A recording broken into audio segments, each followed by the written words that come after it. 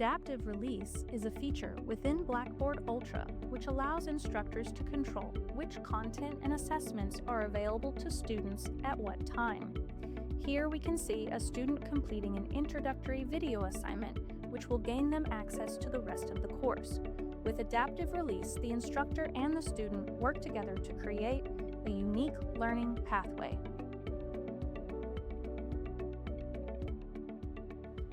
The instructor of this course wanted to use HonorLock to ensure exam integrity. They were, however, concerned that students might wait until the last minute to ensure that they had the proper setup before taking their exam. So we opted to include a folder with all of the HonorLock webcam information and a pretest which would be required for students before they take their first exam. Not only did we include these labels, but also release conditions that would prevent students from accessing the exam before taking the pretest. And the pretest due date is set before the midterm. The instructor for this course wanted their exams to pop up at the top of the page so students knew the exam window is open. This is a perfect opportunity for Adaptive Release to hide an assignment when it is not relevant.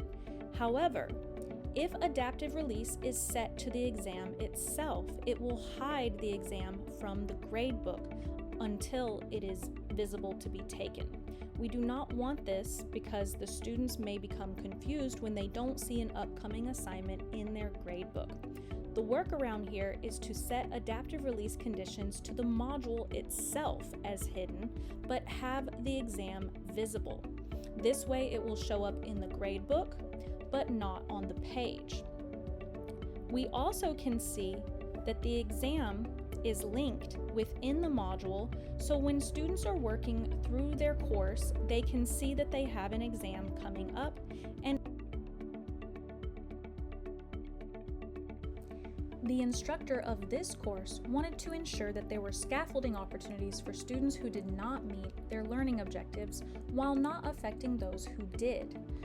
We opted to create a quiz corrections assignment which would only open in the case that the student achieved a 60% or lower on their quiz. This additionally allows the instructor to have deep, meaningful interactions with the small population of students who needed the extra assistance.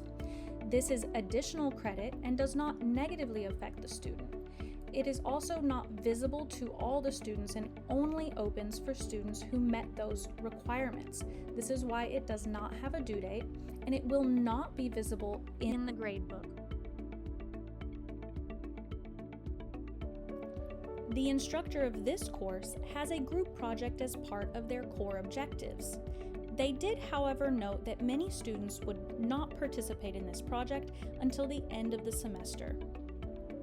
To alleviate this, they created a group project sign-up within the Start Here folder, which outlined to the students how to join a team in the groups folder, and then we set release conditions to the group.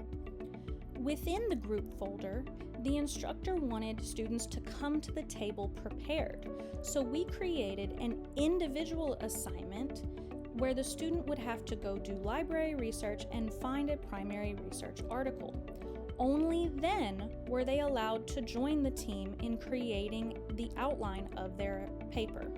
The release conditions were set that they must find an article prior to joining the team in working on their overall project.